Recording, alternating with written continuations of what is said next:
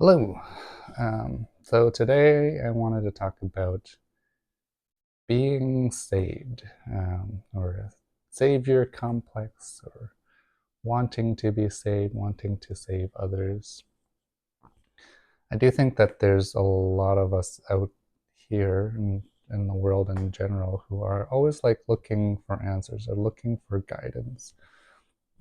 Um, but I was recently was writing a letter to my family to sort of confront them about my past and our upbringing and our lack of a relationship and how I don't feel like I want to fit into this whatever they consider version of family. Um, and also like my girlfriend, my partner, who's been helping me out through all of this, and me sort of feeling like maybe attached or clingy in a sense, where I want more as a way to sort of save me from the loneliness and the pain I feel or something like that. Um, but also thought about why do we feel the need to want to be saved? Um, it's kind of like an unusual thing, right? You're not just born and being like, hey, I guess you kind of don't know what you're doing when you're a baby, but you don't grow up and be like, no, I'm not capable. I don't know what to do. Somebody please save me. It's a strange. Um, it's not natural. It's not like an instinct to want that. So I started thinking, and I think it's kind of goes back to this other book I was reading about trauma. This one had a particular way of thinking about it, which was like when you experience something dangerous, whether that's domestic or sexual abuse or like just like a physical accident, like a plane crash or a car crash or something like that, or even people who go to war, work in in the police or fire department. You face dangerous situations on a regular basis. When something dangerous happens, your system like amps up. It's like on alert. It's looking out for danger, um, and normally you would kind of like escape the danger or you'd fight it off. But if you can't do either, you kind of stuck. So the way he explains it was that he believes that animals sort of, and humans, because we're animals, just dissociate because we're like, we can't do anything at this point. Let's at least make it as painless as possible. And I sort of think that's where it comes from. It also ties into the whole idea of learned helplessness, which is where people who are trapped in a stressful, dangerous situation for a long time, where they're constantly conditioned to be like, you can't do anything, there's no escape, you end up with this feeling that you're just stuck there. You're stuck in this place where you sense the danger, but you can't get away from it. So you just kind of stay stuck. And I think that this is where this idea of wanting to be saved comes from, because for anyone who's watching this, or me, or anyone who's not currently in a bad situation, you are safe. You have survived something dangerous or maybe threatening or at least, stressful in some way. And you are currently just sitting or lying down or whatever and watching a video. But something in your head, the alarm will still go off. It's still running. It's still thinking that you're in danger, because it got stuck. It never was able to get beyond that point. It never got to get to convince itself that it was no longer in a dangerous situation and you were finally in a place of safety where you can like fully relax and go about your day. And I think that that's sort of the case for a lot of us, especially in like modern society. I think there's a lot of um, adverse events. Like we talked about ACEs before, which is adverse childhood events. So children who experience a lot of difficulty growing up, sometimes it's just by nobody's fault, like parents dying or people having to move or something like that, um, have a tougher time adjusting, and they're more likely to have health problems when they grow up, including mental health issues like ADHD and depression and bipolar and so on. There's like a greater chance. It's more complicated, but I do think a lot of us feel this sort of growing anxiety of like things don't work. Inflation is just too much. You can't afford a home, can't afford to live a certain way, or we feel too much pressure. So we're constantly in this like heightened state of anxiety. And some of that may or may not be from like childhood adversity or trauma. But I do think a lot of us kind of like want an answer. I think in a lot of YouTube, there's a lot of self help. There's a lot of, I don't know, like manaverse or thinkers or science. Like we're all trying to think our way into safety, um,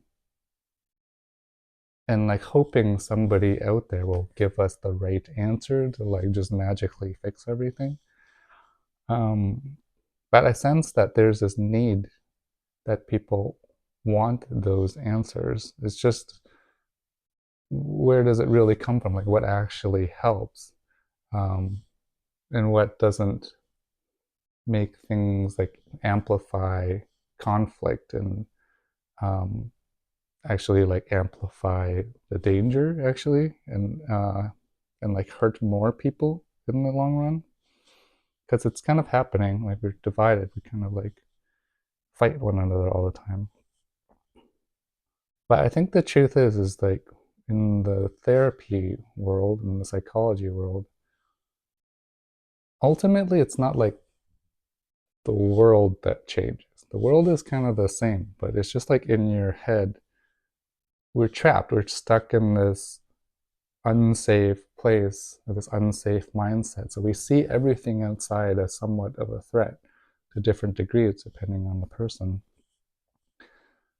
But the main change you have to do is like change how you view things internally.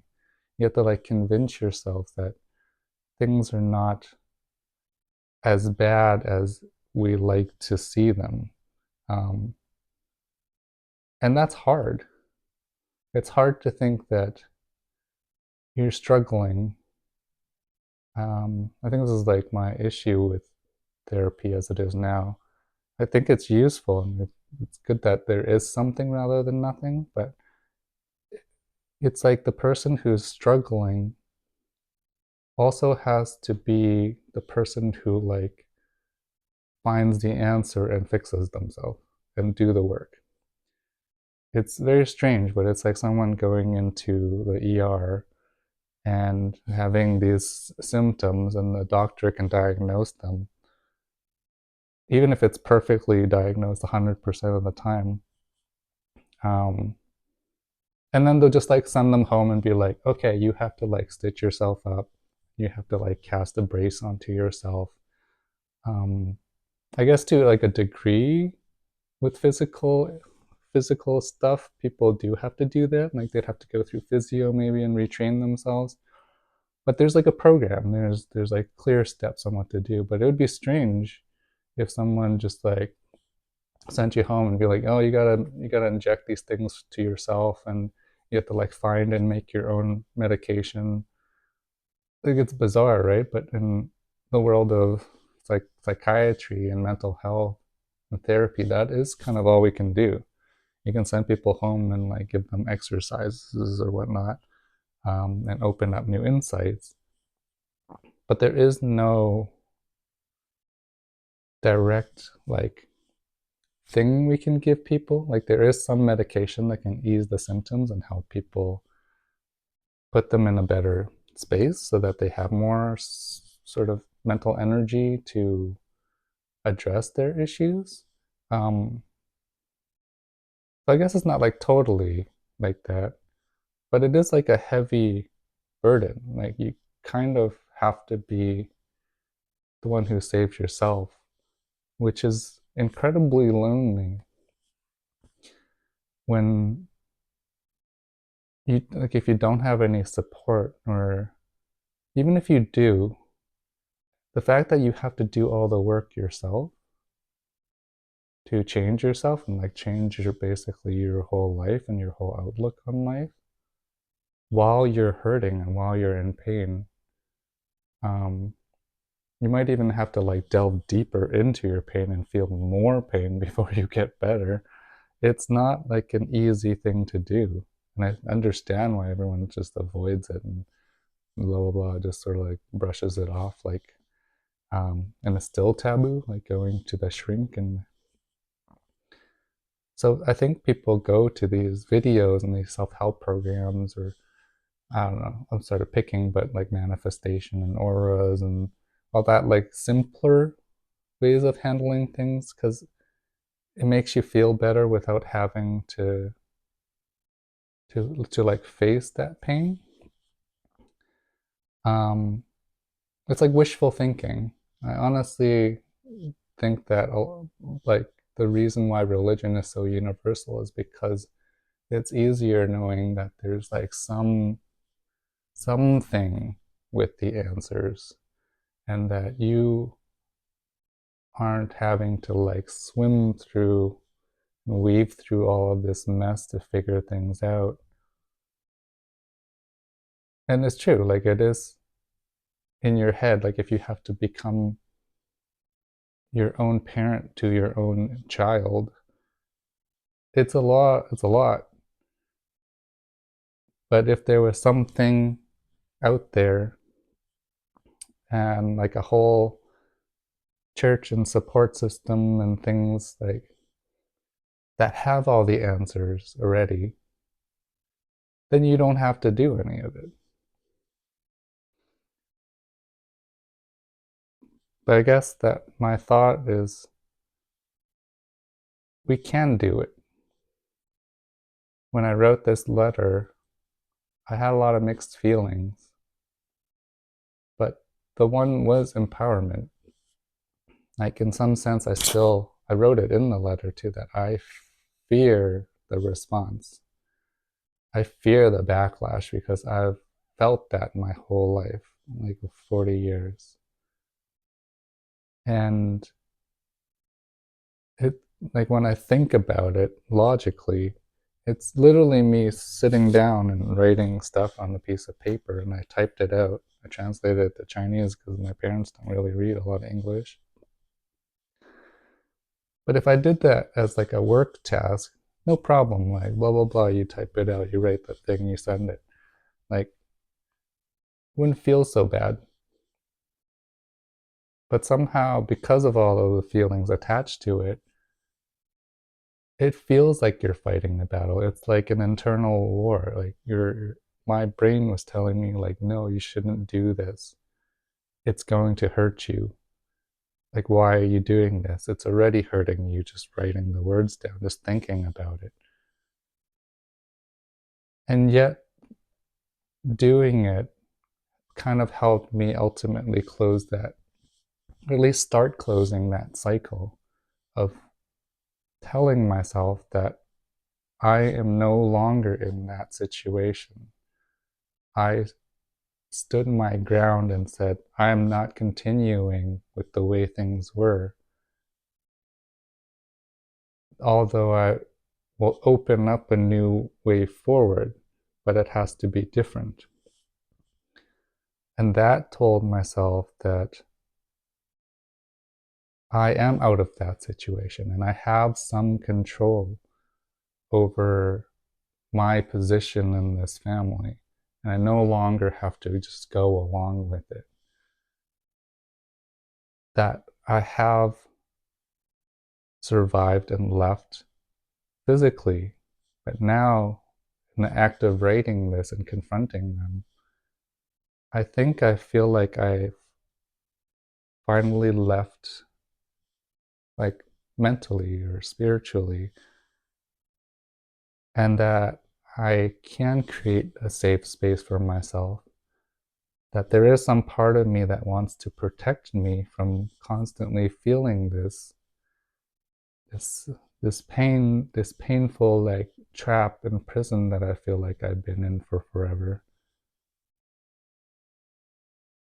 And it's kind of interesting to see that you can find your way back to safety, but it is on the other side of your pain. Like you have to kind of cut through it. It's like that. I don't know where the quote comes from, but sometimes the only way out is through. It's like a tunnel or a pit. Like you have to kind of get yourself into it to climb out of it. Otherwise, it just stays there. So, yeah, that's it for me. And I do think a lot of us are looking to be saved.